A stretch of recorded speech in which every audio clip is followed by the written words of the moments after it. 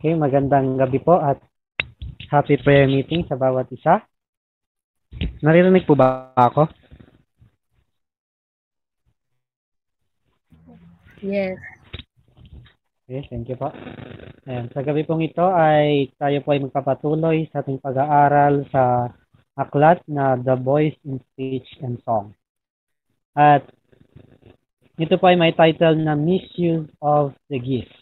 Ayan. At alam po natin na kadalasan talagang hindi na naiingatan ng tama o nagamit ng tama yung talent ng speech o ng pagsasalita. Minsan o kadalasan ito po ay na-regard natin as bilang parang maliit na bagay lang na hindi gaanong kahalaga. Subalit, dito po ating matatalakay sa ilang mga subtitle nito ay matalakay natin na ano ba yung magiging maaring kahinatnan kung ating magagamit ng tama ang pinagkaloob sa ating handog ng Panginoon na ito. Ayan, regalo. Ayan. So, sa unang puntos po na sinabi rito, ito po ay may title na Influence of Harsh Words.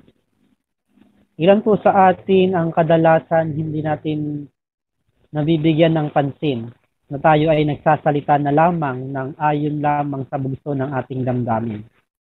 Ayan, kapag merong pagkakataon na kung saan ay hindi talagang kainis-inis, minsan yun tayo nag-iisip kung ano na lang lumabas sa ating bibig, o ano lang maisip natin, hindi natin tinitimbang kung makakasakit ba ito sa ating kapwa o ito ay makakabuti, basta na lang nating binibigkas. Kaya ang sabi rito, alalahanin po natin na, sabi diyan, remember that when you speak such words, others feel the sting. Alam niyo po yun yung rabies. Pag nakagat ka ng aso, yung rabies na hindi agad-agad nagdadiretso, dahan-dahan hanggang sa baring ikamatay mo ito. Ganon din po yung salita na binitawan natin itong harsh words. So sa Tagalog ay mabagsik, malupit na pananalita o salita. Kaya ito ay parang isang sting o isang rabies. Ayan. Na kung saan ay nakakasira sa atin. Kaya sabi diyan, let your praiseworthy example, your peaceable words, and unselfish deeds be a savor of life unto life. Kaya sa halip na harsh words, ayan yung ating lumabas sa ating bibig. Ayan. Sabi, dapat yung ating halimbawa ay maging mapagpayapang mga pananalita. Kaya, ayan, ingatan po natin na maabuso o magamit natin sa maling paraan yung ating pagsasalita. Sabi rito, dapat ito ay maging samyo ng buhay patungo sa buhay. Ayan. Diyan, pleasant, cheery words cause no more than unpleasant words. Unpleasant, moody words. Sharp words wound and bruise the soul. Ayan. In this life, everyone has difficulties with which to wrestle. Ayan. Bawat isa po sa atin, lahat ay merong kanya-kanyang pinagdadaanan, kanya-kanyang issue, kanya-kanyang problema na kung saan man tayo naroon, bawat isa sa atin ay may kanya-kanyang pinagdaraanan. May kanya-kanyang hinaharap na problema. At kung magsasalita tayo ng mga mababagsik na pananalita, na mas harsh na sinasabi rito, na walang ingat, sa halip tayo ay makapagpagaan ng bawat tao na nakasalamuhan natin, ng ating kapwa, ay magdadagdag pa tayo ng pabigat sa kanilang kaluluwa, kanilang problema, Mag-ano po. Yan. Sabi pa, na kinakailangan natin na maging mabuting halimbawa tayo. Kaya dapat po natin pagkaingatan yung panalitan natin. Na kung saan ito ay parang sa atin, parang maliit na bagay lang, parang wala lang. Subalit, ang salita, kapag nabigkas mo na, ito ay mahirap bawiin. Hindi mo na kayang bawiin. Maaaring sorry ka, makahingi ka ng tawad, pero yung salitang binitawan mo, nandun na yun, tumatak na yun sa puso ng tao. Ganun kamandag.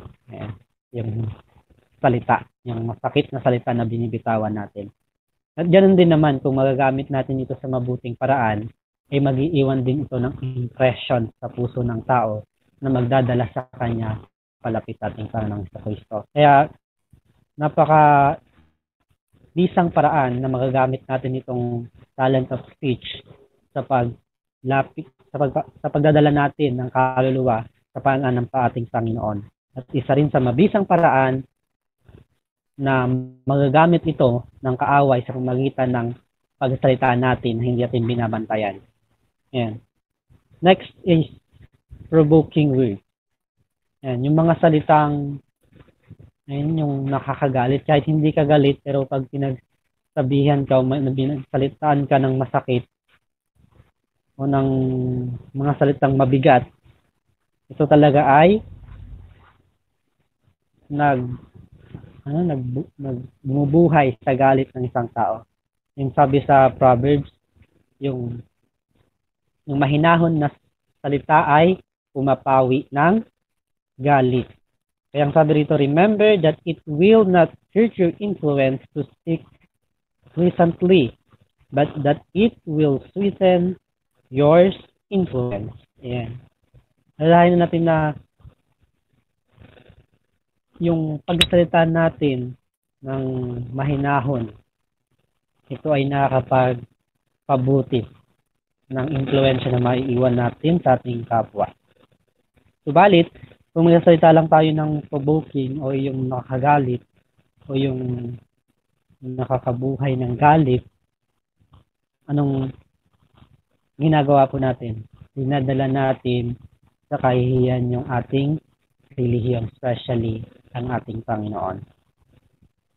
Kaya sabi dyan, if provoking words are spoken to you, do not utter a word. Ito po yung minsan mahirap gawin kapag pinagsabihan ka ng masakit.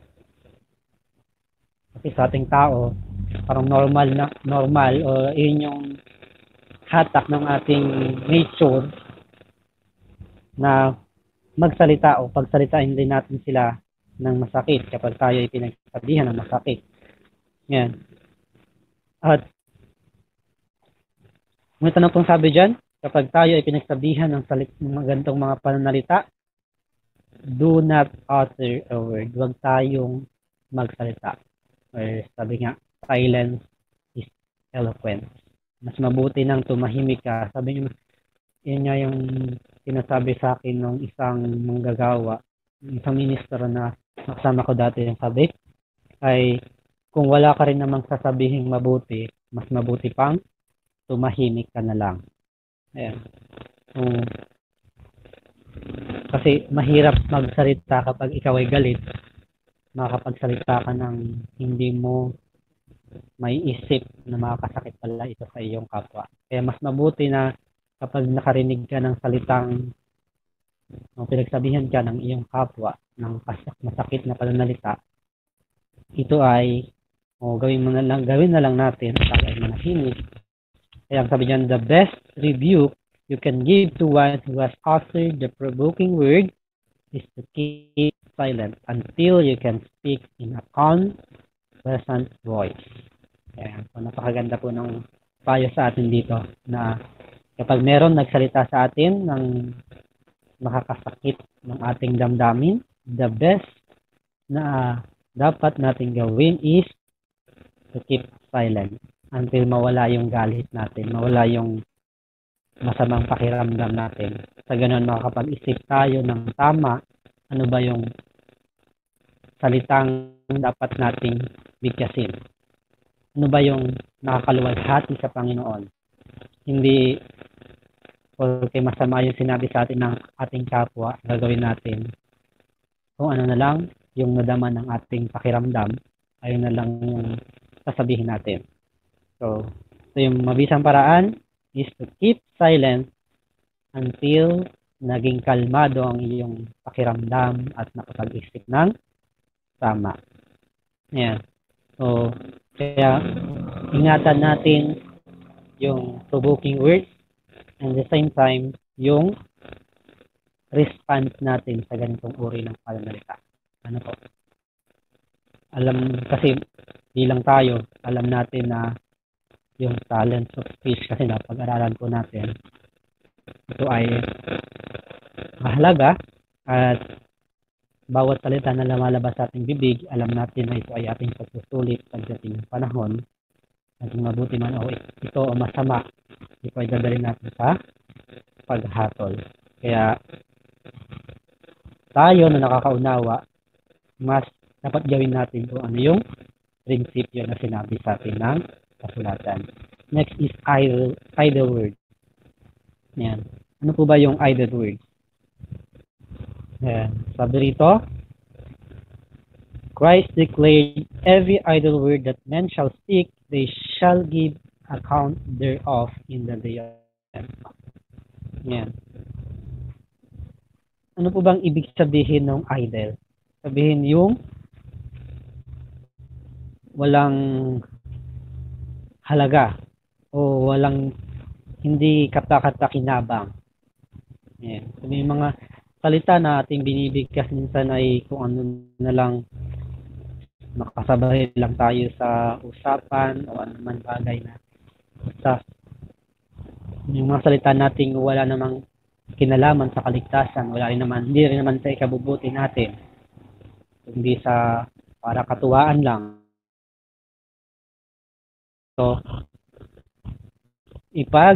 nadalin natin o pagsusulit natin pagdating ng paghatol.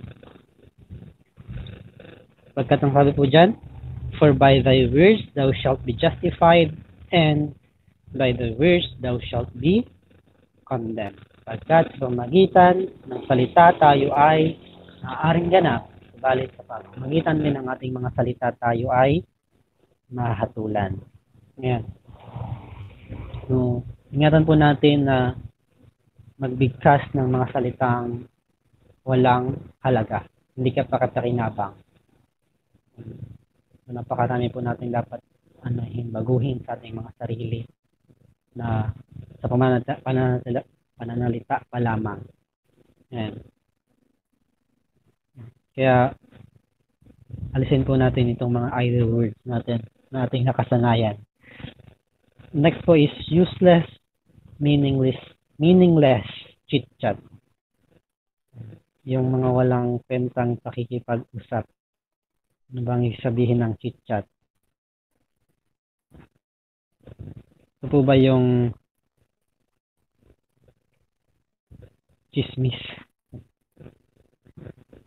Ayan. So rito, the talent of speech is of God. It's a gift of God. And when we hear so much useless, meaningless chit-chat, we may be assured that those who thus use this precious gift are not Christians.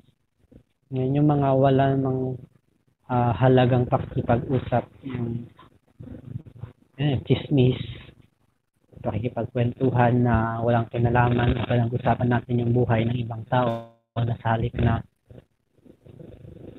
makabuti sa kanila, ito ay nagdadala pa ng kasiraan sa kanila. Ayan. At sabi rito, ang mga gumagawa ng ganitong bagay, makakasigurado na sila ay hindi nila ginagamit ng tama yung handog ng Diyos. Sila ay hindi mga Kristiyano.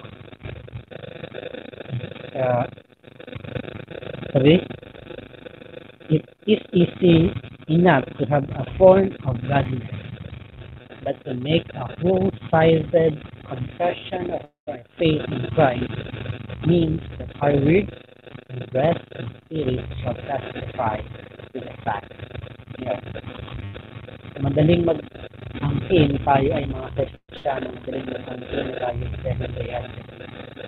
Tayo ay followers of Jesus.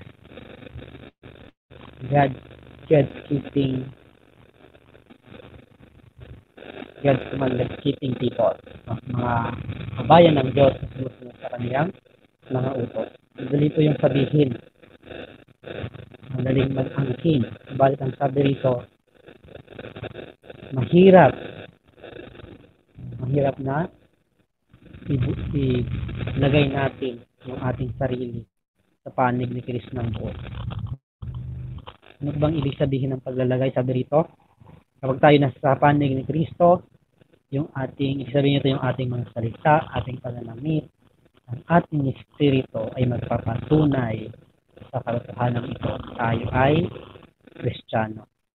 Na tayo ay napabanal sa katotohanan. Hindi lamang ito masasabi na ako ay banal na, ako ay masunurin sa Panginoon.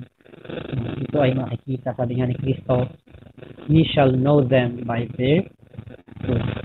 Makikilala natin sila, makikilala isang tao sa pamamagitan ng bunga. Ganun din sa diba po sa puno. Ay makikilala yung puno ay magitan ng bunga. Ganun din po sa tao. Kilala natin kung tayo ay nasa Kristo o tayo ay nasa kaway. Ito ay sa pamamagitan ng ating gawa. Sabi yan, pananamit, pananalita, sa pamamagitan ng ating espiritu. And the next is frivolous conversation. Yung mga frivolous conversation.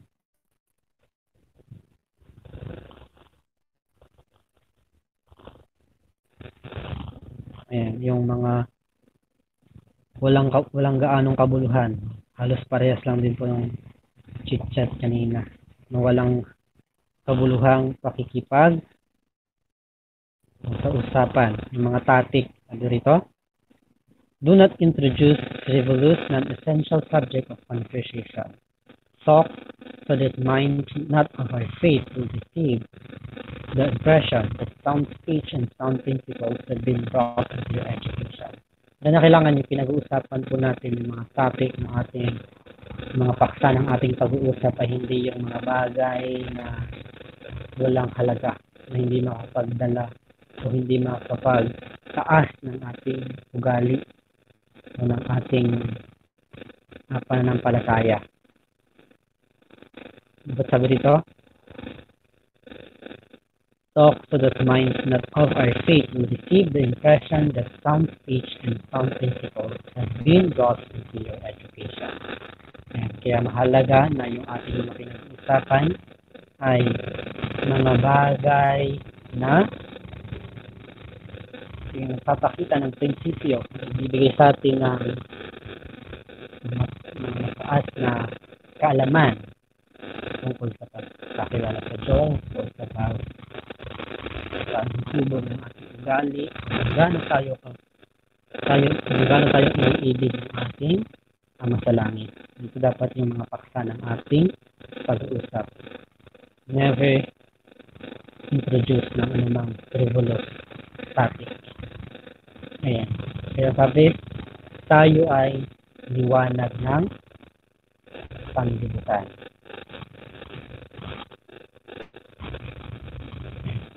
Kaya kailangan maging liwanag tayo sa mga tayo naroon. Ayan. So ito. At next is jesting and joking. Ayan.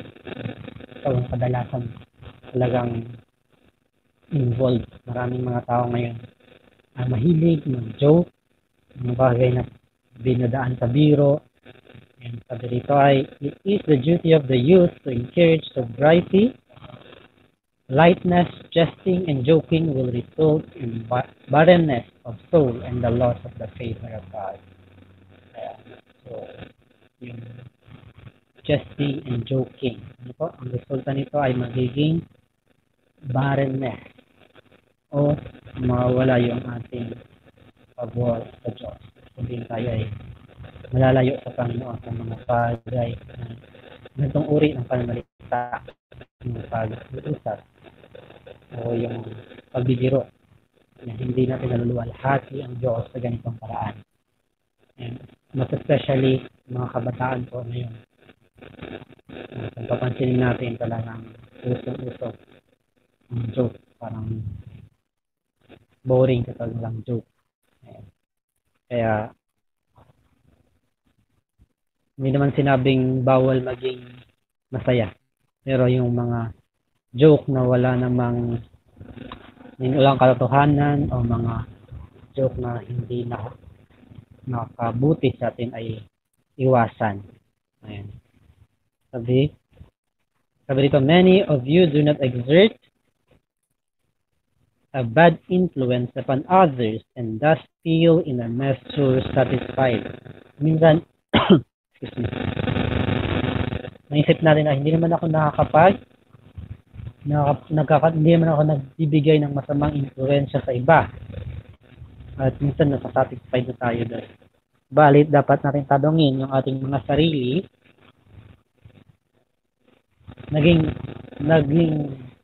nagbigay ba tayo ng influensya na para sa ikabubuti o ng mabuting influensya sa ating kapwa? Maaaring hindi tayo naghasik ng masamang influensya, pero hindi rin naman tayo naghasik ng mabuting influensya.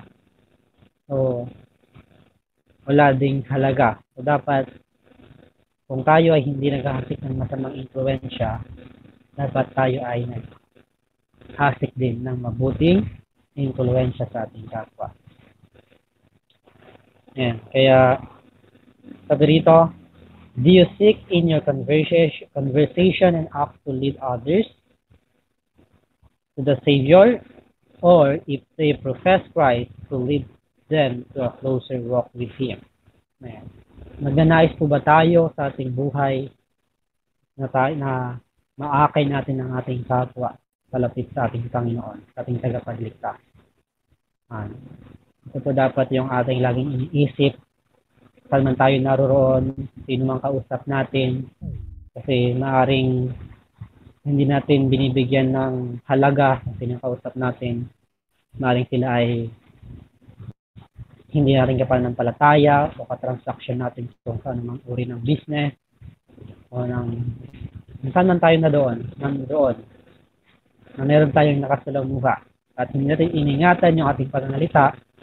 Sa halip tayo ay maging instrument para sila ay malapit sa ating Panginoon, magiging dahilan tayo o mawawala yung opportunity natin na sila ay tayo ay maging instrumento ng Panginoon.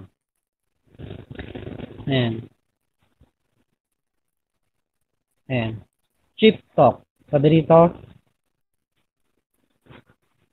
yung cheap, mababang pananalita. Yan yung nasabing salitang kanto. Yung mga salitang mababaw na walang dalang mabuti. Ayan. Mischief. Ayan. Yung mga kalokohan na pananalita, hindi dapat patagpuan sa bibig natin na bilang mga nag-aangking bayan ng Diyos. Hindi po ba yung mga princess, yung king, ng mga bansang may mga hari, never silang makikitaan ng mapapakinggan na nagsalita sila ng mga salitang kanto na tinatawag, yung mga salitang pabalang, mga salitang puro kalokohan lang. Laging pananalita nila ay formal na pananalita. Ay makikita yung kaayusan. So, ganun din po sa atin dahil tayo nag-aangking mga tagapagmana ng ating Panginoong, nakasama ng ating Panginoong Kristo. Kaya sabi rito, you will never know how much good may do by speaking tenderly sensible, serious words regarding their soul. Soul salvation to those who do not claim to be children of God. Natin malalaman. Ayan. Hindi natin alam kung ano yung mga dadala natin na mabuti sa mga tao. Ngayon yung sinasabi ko kanina na maaaring hindi sila nag-aangking bayan ng Diyos. Maaaring hindi sila nating kapananampalataya. O kung sa tingin natin kung sino lang sila dyan sa labas na kasalumuhan natin. Subalit kapag hindi natin in-improve yung ating way ng pananalita, kung tayo mananalita ng para lang walang pinagkaiba sa mga makasanlibutan, hindi tayo makapagdala ng mabuting bagay o ng kaligtasan sa kanilang kaluluwa. Hindi natin alam sa dito ano yung madadala nating mabuti sa kaligtasan ng isang kaluluwa na hindi nag-aangking anak ng Diyos. At sabi dyan, on the other hand, you may never know until the judgment how many opportunities to be Christ's witness you have left unimproved. Balit, ano po? Hindi natin malalaman kung gaano karaming oportunidad, kung gaano karaming pagkakataon na pala tayo dapat magamit. Sana magagamit tayo ng Diyos sa katatapos ng gawain. Subalit, hinayaan natin na hindi ma-improve yung ating, especially yung tukoy dito ay yung ating pananalita, yung way, yung pamamaraan ng ating pakikipag-usap. Tayo makapag-usap para lang tayong walang pinagkaiba sa sanlibutan. So, hindi tayo nagiging liwanag. At dadalhin natin yan hanggang sa paghatol. Tayo hatulan according sa bagay na iyon. Ayan.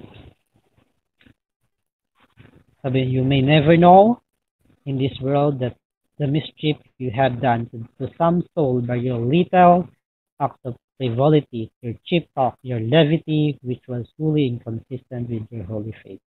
Ayan. Hindi rin nalalaman kung gaano ba, ano na ba yung nadala nating witness. So, patotoo, na tayo ay nabanal na pananampalataya yung ating pinaniniwalaan. Natunay yung Diyos na ating sinasamba. Sa halip na ating mapakita sa tao, sa ating kapaligiran, sa mga kaluluwang nasa paligid sa atin, na ang Diyos ay Diyos ng pag-ibig, ay wala na. Sa halip na magbigay tayo ng mabuting impression sa Panginoon, ng Panginoon, ay wala. Hindi natin nadadala ito. Kaya, tayo ay pinapayuhan na ingatan natin. Ano po? Yung ating pananalita.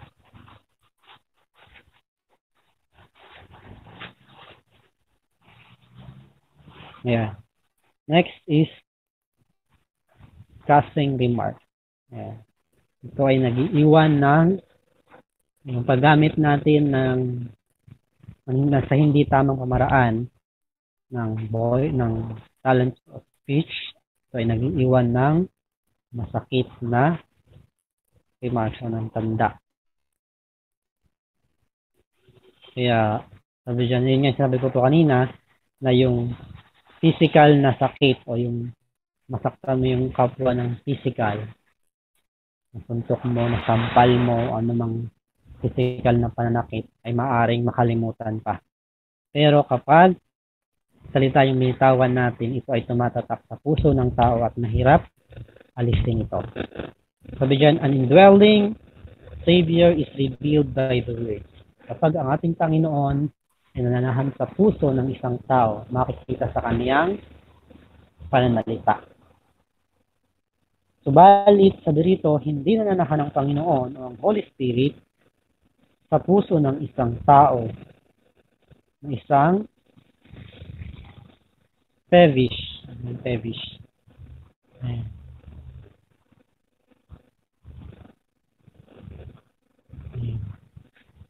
masungit, mareklamo yung mga taong, sabi dyan, ang Holy Spirit, ang Banal na Espiritu ay hindi mananahan sa isang tao na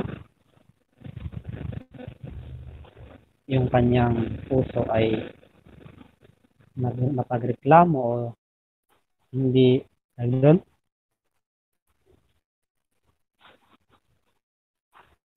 yung mareklamo sa Panginoon.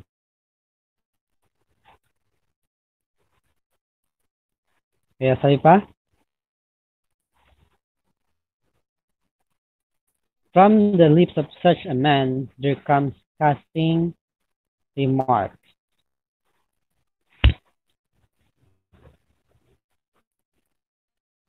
which grieve the spirit away and develop attributes that are satanic rather than divine. So, sa mga ganitong tao ay yung kanyang spirito o kanyang pinipighati ang banal na spirito. At sa halip na ma-develop yung banal na katangian ay pag wala ng banal na spirito, katangian na ng kaaway ang masidevelop. Ayan. So, if you are provoked, do not become impatient. Manifest the gentleness of which Christ has given us an example of His life. Ayan. Kaya sa tuwing kung tayo ay napuprovoke o tayo ay nagagalit, sabi, never tayong magsalita ng salitang makakasakit sa ating kapwa o makakapagpahamak sa kanila. Gaya naman ng ating Panginoon. Ano po? Na ibinigay niyang halimbawa sa atin ng buhay niya. Anumang sakit ng kaniyang pinagdaanan, anumang pasuklam-suklam na pangyayari, kanyang dinaanan, tinuruan siya, nilagyan ng koronang tinik, pinatay sa krus ng isang hindi pangkaraniwang kamatayan, na kamatayan na puno ng kahihiyan. Subalit, never siyang nagtikas ng salita na nagpapakita na siya ay galit sa mga taong gumawa sa kanya nito. Never siyang bumanti o nagpakita na nais siyang gantihan ng mga taong ito. Tayo ay binigyan na ng halimbawa ng ating Panginoon.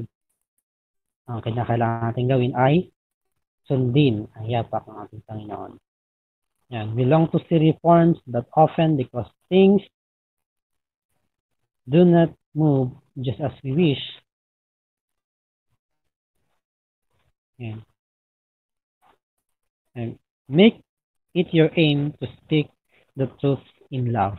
Yan. Dapat yung ating maging aim na magsalita tayo ng katotohanan na may pag-ibig. And then the Lord Jesus by His Spirit will supply the force and power. Do not mingle salt with anything done for God. Ever reveal the meek and lowly spirit of the Master. Yan. So, kailangan na, sabi, gawin nating aim na tayo ng ating panalita ay katotohanan na may pag-ibig at ang Panginoong Kristo sa magitan ng kanyang banal na spirito. Supply niya sa atin yung kalakasan at kapangyarihan o kakayanan. Kaya sa buhay po natin ito, marami po tayong dapat ingatan, especially sa ating way ng pananalita, sa ating kung paano tayo mag-react sa mga bagay o sa mga salitang masakit na nangyayari sa atin. Kaya nawa ang bawat isa sa atin ay magamit ng tama ang pagtulong Diyos na ito sa atin na talent of speech. Kaya tayo ay patuloy na pinaalalahanan ng Panginoon ang bawat isa sa atin na natid natin tayo ay guilty sa bagay na ito. At tuloy na meron po tayong pagkakataon para mabago. At ito po ang ninanais ng Panginoon sa gabing ito na sa biyaya niya sa magitan ng kanyang banal na spirito, tayo po ay mabago, especially yung ating paraan ng pananalita. Magandang gabi po.